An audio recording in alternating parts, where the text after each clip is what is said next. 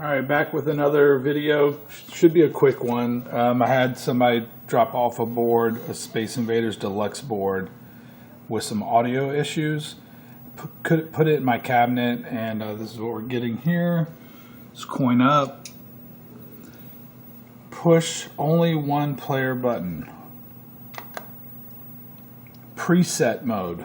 Can you guys see that? I don't know what that actually means. That might be a dip switch setting or something. Alright, that sounds good, the bass.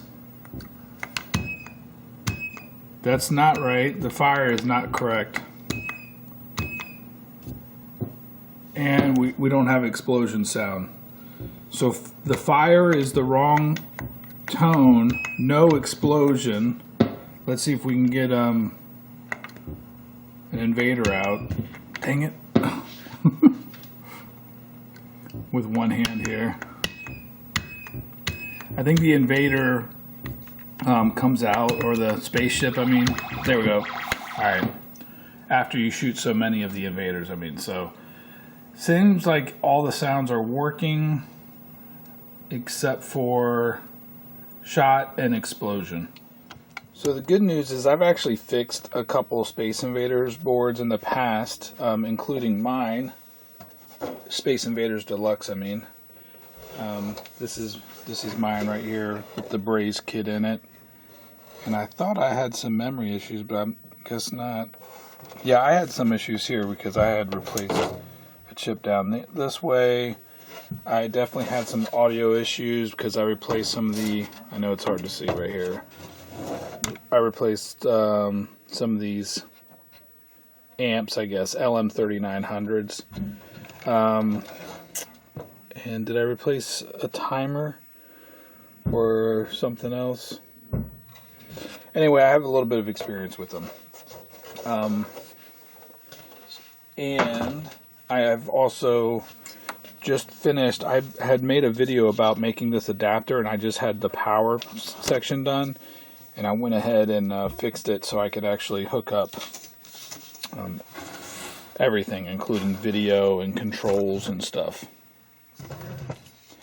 So the interesting thing about this board that was dropped off to me is some headers were replaced. This header is not used here in the middle, but these headers were replaced, and not all the pins are used either. The other thing I was noticing is I obviously took a look at the underside of the soundboard, and nothing has been replaced ever, so it's completely original on here. It does have TMS 2716 ROMs, and it is strapped that way. That's the same way as mine. And if I looked at the dip switch settings, I bet that is a certain setting. I think all these should be either on or off, but I'll read that real quick in the manual. So we're going to connect this up, and basically that's my connection there. And you do have to ground the reset pin on here because there's a power on reset circuit on the regular power supply, so I just made a little loop in my harness that grounds it. The downside of that is we'll get some random noises because the soundboard will try to work when it first powers up. So let me get set up and I'll be right back. This is kind of interesting. So I haven't had this problem with my other boards, but if I power it on with the reset pin, which is pin 6 on this connector here, and ground is pin 1 and 2, and I just power it on, we don't get the game to boot. But then if I take this off, it'll start to boot for a second and then reapply the ground, and now the game boots. So my harness, which just permanently grounds it, I have to kind of let power get to it, then ground it. As an example, let's see. Yeah, because the reset pin has to be held low. So I powered on. It's not, reset pin is not grounded. And then if I ground it, it'll boot. I guess I know what I can do is I can just plug this in after I'm powered up. Let me do that. Alright, I powered it on, then plugged in the connector, which obviously is not ideal and the board's running. I either need to build a power on reset circuit, which is documented here. This is online. I'll have to link to it. One of the things is I think it has the audio section wrong. Ground is pin 10 and 18 volts, but I have 12 volts going to it as pin 11 on that connector right there. And here's a power on reset circuit that you can do with a 4049, it looks like, and a cap. Yeah, I'm not really that interested. The other option I have is I could put like a little button on that reset. This is a switch, but it'd be nice if there was a momentary button or a push button that would latch if I had that. Anyway, okay, so let's see if I can coin up. And we're going to hit player 1 somehow. Oh yeah, I forgot. I rewired my connector here to do an Epix joystick instead. Typical Commodore or Atari pinout is how I have this wired for my jammer rig. So I don't have the start button wired up. Let me come back. Alright, I got everything hooked up, but I noticed the Invader hit sound doesn't work. The explosion doesn't work, and my missile shot's off. So I have 3 things to fix there, and I just need to do some research and find out which one of those op amps is the issue, because each individual sound has basically its own resistors, capacitors. I believe it's completely analog. Yeah, you can't probably see that very well, but has its own op amp. You know, each sound has its own like 2 or 3 chips, if I recall. I have to break out the schematic and do some research real quick. Right, I piggybacked the 4066 at N5, I think. And you guys can see, I'm trying to do this with one hand. But that's fixed my missile shot. Alright, so let me piggyback. Oh. That might have fixed everything. I know that's in the noise generator circuit, but now I have my explosion, just not my Space Invader hit. So explosion and the fire butt is fixed by that 4066. I mean 4006. What is it? I don't know. I had a few of them actually. 4006. Yeah. Alright, we got that. The game's playing. That sounds like this Invader hit, and that's what happens when I piggyback the LM3900. So I'm going to replace it and see what we get. Alright. I replaced the 4006 or whatever, and the LM3900. And it seems like the fire is definitely working. The Invader hit is working now.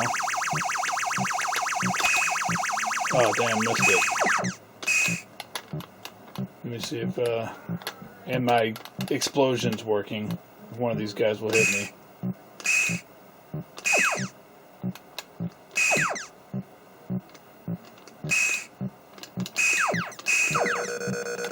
Alright, extra ship work. That is not good. I figured something sounded a little weird. So, what is that? That's the saucer hit. Saucer hit, I need to do some investigation. Saucer hit's messed up. Alright, I figured I'd put it back in the cabinet and we'll test it that way. I replaced, if you guys can see, I replaced this 4006. I replaced this LM3900 there and an LM3900 there. So 2 LM3900s and a 4066, and I think it's all good. The other thing I was going to mention is actually mine has the original dip switches in there. Alright, so I have a dip switch number 1 should be on. That's the coin information display. Typically it's on, I think. Game mode, switch 2 should be on. But switch 2 actually controls something called record name instructions. I've never messed with this, so I figured I'd film it real quick. Laser bases, switch 4 should be on. Switch 3 is not used. 5, 6, and 7 should be on for upright. Switch 3 and 8 are not on. And I'm looking at these dip switches right here, and you can see 1, 2, 3, and 4 are all off. So we want to switch those all to on. Got them. All of them are turned on, and we should be good. I'm going to. All right. Hopefully this comes out okay, and I can reach the coin door. Coin up. So now it should play normally. All right, there we go. I'll play a game real quick. And I'm terrible at talking while I'm playing.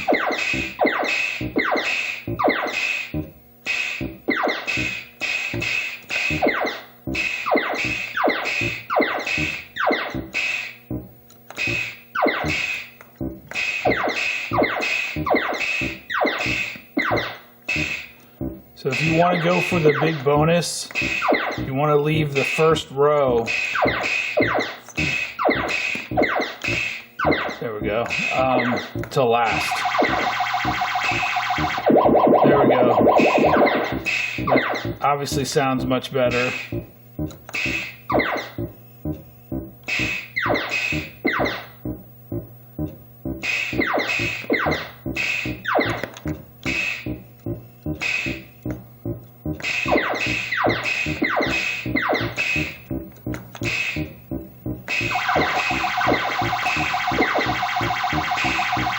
Ah, crap.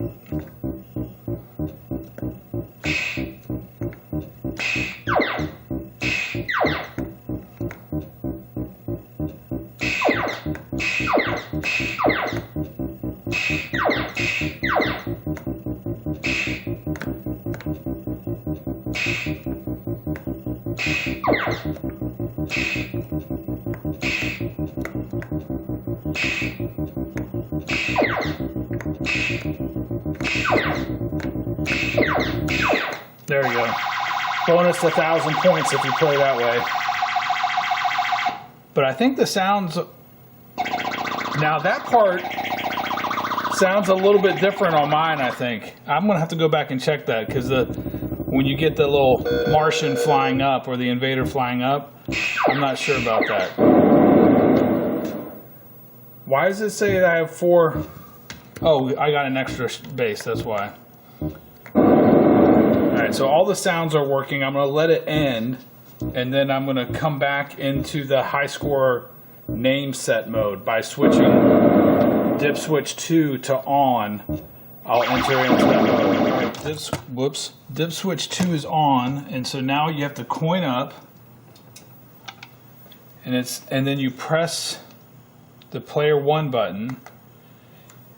Okay, and it says preset mode. Hopefully this comes across in the video. And you keep hitting preset mode until it gives you a new high score. So we want to set the new high score. Does it roll over? It says 64,000. Can you see that? Yeah. 83,000. Well, that would be impossible. All right, I want to go all the way again. Sorry. I want to set it to like 1,000.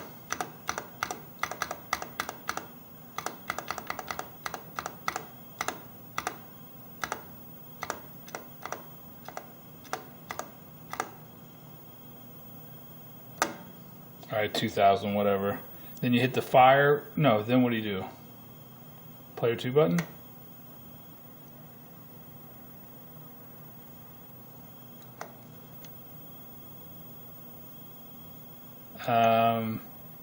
Okay. Or maybe you have to play a game and then die, and then you should be able to set your initials or something like that. Is that right? I don't know. We'll find out. We'll find out right now.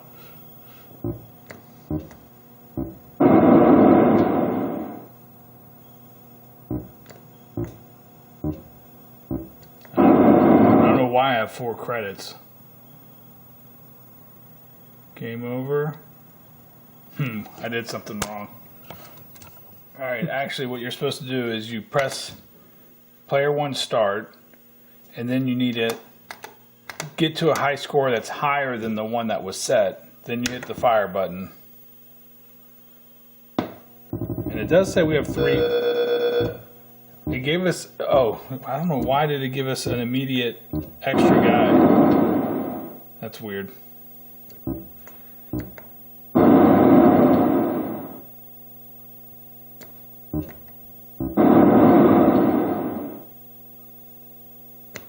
That might be a side effect of this setting here.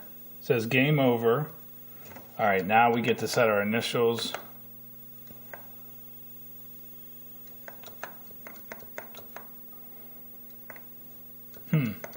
You can actually set it to a bunch of stuff. Yeah, that's weird. I never knew this about Space Invaders Deluxe, that you could set a longer high score name. There it goes. It says it at the top, Dad Z. But obviously, as soon as you power it off, it's going to go away.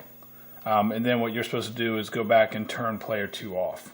All right, so I turned dip switch 2 back to off. I mean to on. So I just have all the dip switches set to on right now. Player 1 start. I only get 3 bases. So that getting that extra base was kind of like a side effect of being in that high score mode. All right, let me power it off.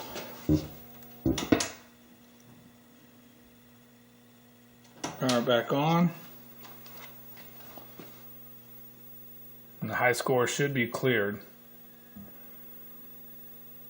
Yeah, high score is 5,000, so there you go. I guess they must have had this feature because maybe somebody would set the high score and put something bad on there, and so you could go in and then reset it and set it higher, but as soon as you power the machine off, it goes away, so kind of wacky.